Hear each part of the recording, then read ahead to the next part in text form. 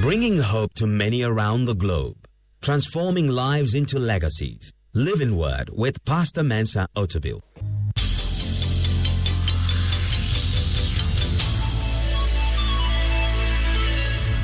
And now, today's word. The seed talent that God gives you. The first thing you would note about the seed talent is that it is inborn. It is part of your nature. It is inborn. It is something that is packaged into your genetic makeup. It is wired into your system. My abilities are mine. Your abilities are yours. You were born with them. It's inside you. It's not outside you, it's inside you. Inborn. That's your seed talent. It's inborn. When God conceived the idea of bringing you to the world, he also conceived the strengths he needs to package inside you before you will come. I've cited this example many times about the blind boy who was born physically not very well formed, with all kinds of limitation, lame movements. He was part of a twin. According to the doctors, the other twin sucked up all the nutrients, left this one malnourished right from the mother's womb, born just about 2 pounds or less than 2 pounds, blind, limited, the kind of persons you'll call physically challenged, mentally challenged. Couldn't go to school, couldn't learn. This boy, music teacher comes to teach his other so-called normal brothers how to play music. They struggle with the music. One day the music teacher comes, plays a tune, the family retires out to some other place in the house, and this boy finds his way, gropes his way to the piano, begins to hammer on the piano keys sporadically without any rhythm. Within about 15-20 minutes, he starts to play a recognizable tune, which was the tune that the teacher was teaching, and he begins to play, and he begins to play melodiously. The whole family comes to gather around him. This child, who was considered no talent, no gift, no ability, no capacity, no potential, mentally challenged, physically deformed, the kind of people that we put into an institution and lock them up. We think they are an embarrassment to our family. This child begins to play music that his so-called normal brothers could not play. He started to play every sound, every recording, playing Beethoven, Tchaikovsky, Mozart, the masters, playing them flawlessly. And after he had played all the musical compositions, he started composing his own music. Where did that ability come from? It is inborn. The seed may not look nice. It may look twisted, but it's got potential inside it. Never, ever judge a person by his physical formation. And never discount anybody because of how malformed they are. Because, as Samuel said to the house of Jesse, after David was chosen, he says, man looks at the outward. That's where we always miss it. But God looks at the potential within. There's a young boy I know in this city. I knew this guy when he was born. He begs on the streets of Accra. He has one arm off. And I knew him when his mother started begging with him. He was a baby. Last time I saw him, somewhere around the 37 roundabout, he's still begging. He's somewhere in his 20s. I've watched this guy beg all his life. You know why? Because somebody looked at one arm that was not there and determined that's the end of your life. Potential is not limited to one arm. It's not limited to one eye. That's why there's a Stevie Wonder who cannot see but can create music that people who see cannot create. That's why there are people who are able to do things with no legs. Potential is not limited to your legs, to your arms, to your eyes, to your teeth, to your hearing. It's limited to the seed within you. And when the seed of God is within you, he commands you to be fruitful. You will be fruitful if you don't devalue your seed. The seed is inborn. Everybody say, it's inside me. Say, it's inside me. Say, I have something inside me. It's mine. The seed must be sown. It must not be eaten. The bread, eat, but don't abandon your seed. Secondly, seed is instinctive. It's inborn, it's instinctive. It is untaught ability. School is great. You learn great things in school. But the seed God gives you, you don't learn. It's untaught ability. You do it. It's a flow. It doesn't mean you don't go to school. You can go to school and polish it, sharpen it, make it better, learn more about how to add knowledge to the instinct. But the seed is not just inborn, it is instinctive. Instinctive. It just comes. You find yourself doing it. And people ask, what kind of school did you go to? I don't know. How are you able to do that? I don't know. When you work with your seed, you always bamboozle people. Third, the seed is intuitive. When you operate with the seed, you have intuitive knowledge, that is unusual understanding. Intuitive. You do some things, it looks as if you've thought them over for a very long time, but you just did them. People may spend hours trying to master that, but you just do it. I remember years ago, I heard a brilliant man describe, brilliant doctor, one of the best in the world, Dr. Ben Carson, who was one of the first to successfully conduct the separation of Siamese twins at the head, because he's a pediatric neurosurgeon. At the age of 33, this guy was doing wonders. Just met him once in my life. I was going to do a TV broadcast, a TV program in the US, and whilst I was waiting in the green room, he was on the show, and after him I was supposed to go. So I heard him talking about his story and how he came up, and he came from abject poverty. Single mother, American family, African American. Abject poverty. Mother was barely educated. And he said the mother was so strong on training them. The mother told them, he and his brother, when you, every week you have to read a book and summarize the book for me to approve of. And he says they were so scared of their mother, they would go to the library and read a book and summarize it for their mother. It was when he grew up that he realized the mother couldn't read. But she would look at it and say, no, that's not good. Go and do a better one. And somehow they, because they were afraid of her, they went out. He says when the mother started doing that, he moved from the end of the class to the first of the class. But that was not it. Then he discovered he was good in so many things, became a surgeon, pediatric surgeon. But what he said that really got me. He said many times, not many times, but there will be times when he'll be conducting a surgery. And neurosurgery is one of those very delicate fields. I mean, before you do a surgery, you do all the things, you do the tests, you do all kinds of scans, and you get all the kind of imagery, so you get in there knowing what to do. But he says, invariably, sometimes you get in there and you encounter something you didn't see. And he said this, and I will always remember it. He said, there have been times when I'm conducting a surgery. I've opened somebody's brain, I'm trying to work, and I encounter a problem that none of the readings showed me that it would be there. And this is what he says. He says, out of nowhere, new knowledge will come into my mind, and just on the spur of the moment, I will have clear understanding about how to solve that problem. And he says, almost always, it's successful. What is that? It's called intuitive knowledge.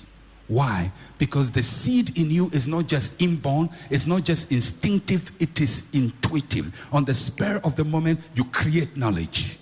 You find things, you are able to act, and people would think you spend hours researching, but it just came to you. Why? Because the seed inside you speaks to you.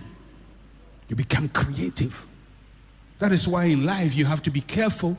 You choose a profession that is in line with your seed. Not with your learning, not with education, not with your grades, but with the ability that God has given to you. Because if you open somebody's brain, and all you know is what the lecturers and professors taught you, and nothing is coming from inside, that person is in serious trouble. You can reconnect him and he's beginning to walk on his head. So my head just hit a stone because you've reconnected the wrong wires. When people operate with their seed, they become creative. That is what makes people perform extraordinary. It's not that they are extraordinary. It simply means they are operating at an area they have been wired to operate in. So new things are coming out of them. Whereas some people, they can't, until you give them instructions, they can't act. Until you tell them do this, they can never do it, because they can only act on external forces. But people who act on the seed within, they act on internal information. They can generate new ideas. That's why you find yourself that in some areas of your life, it seems as if when you are doing those things, new ideas just pop into your head. Whereas in some areas, nothing. You don't get one fresh idea. And when your qualification in life is not based on your inborn seed to be fruitful with, but just acquired knowledge, you become a stooge. People think you are stupid because everything you do, somebody must give you instruction. They must push you, do this. Why are you not doing it? I couldn't think about it.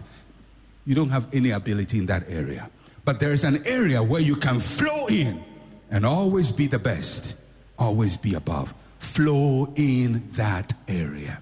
When God said to Adam, be fruitful, he was speaking to all of us. I have put seed in you. Find it, use it. And when you use it, nobody can devalue you. You will be fruitful. First mandate. Fourth, the seed is inventive. I've alluded to it already. It creates things. It makes things happen. It's creative. It's intuitive. I mean, when you see people operating at that level, it's just beautiful.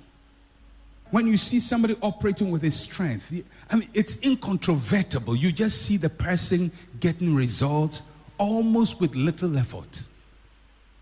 And you see another person sweating. No results. Another person using little effort, getting result. You can be in a class. You find somebody who struggles with a subject, maybe history. He works mathematics so well, but can't just get historical facts right. And you say, why? You can do the maths. Why can't you do history? We are wired differently. And somebody who can do history can do mathematics, rudimentary mathematics. And if you are not careful, you will say the person is stupid, he's unintelligent, he's not bright. That's how sometimes mothers consign their children to, you are not bright. Albert Einstein, considered one of the greatest brains in a very long time, probably the last 100 years, was told by his teachers, there is no hope for him. No hope for him. And yet he came and gave us the theory of relativity, which I don't understand, but I know he did. Is a seed. Within every fruit, there is a seed. When you were conceived, day one, not when you were born, when you were conceived, and you were one cell somewhere in your mother's system, trying to find a place to lodge yourself on the womb.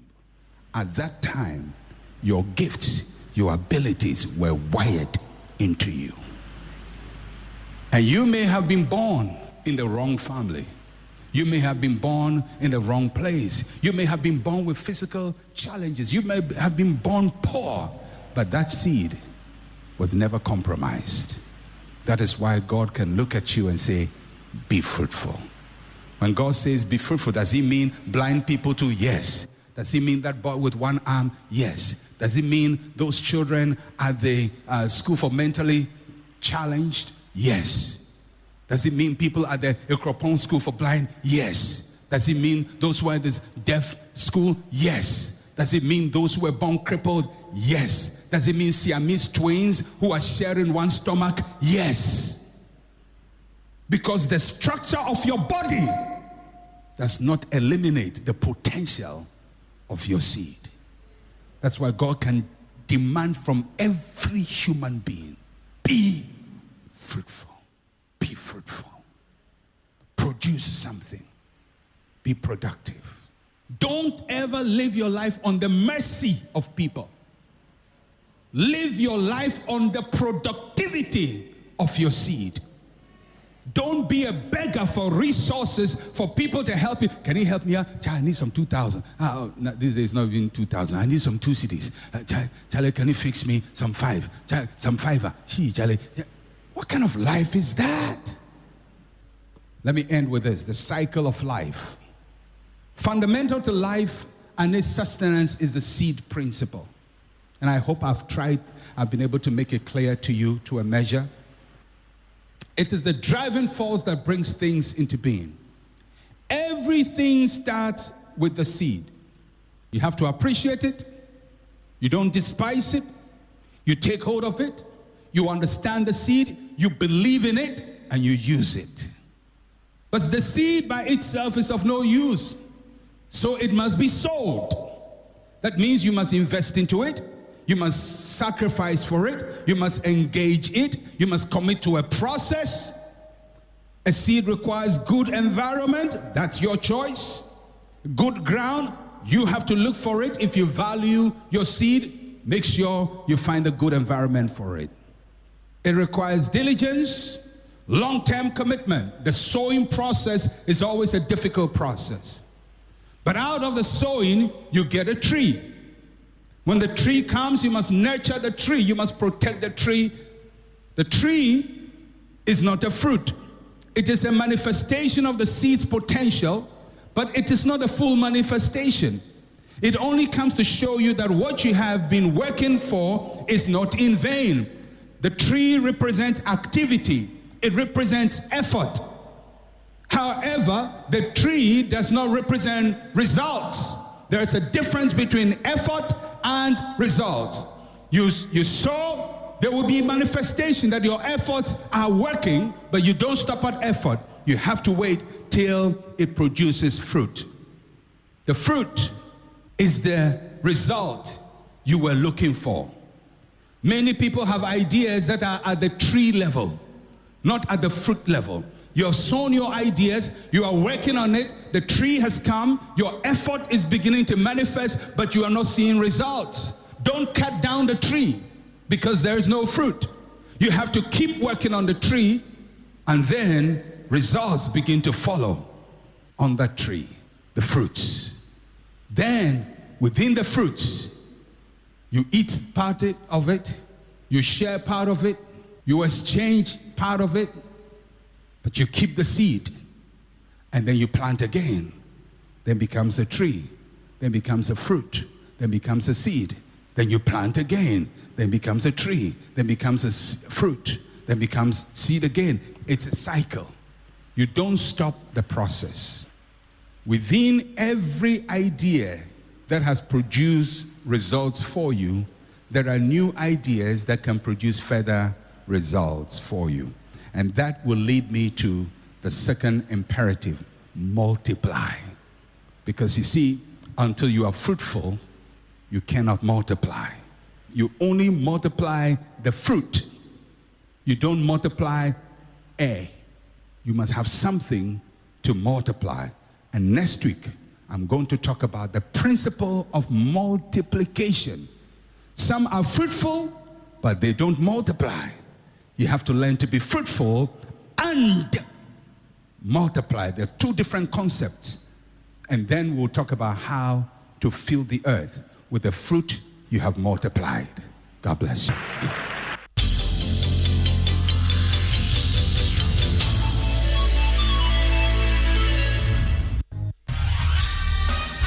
Thank you for listening to Living Word. To interact with Pastor Mensa Otabil, like his page on Facebook, follow him on Twitter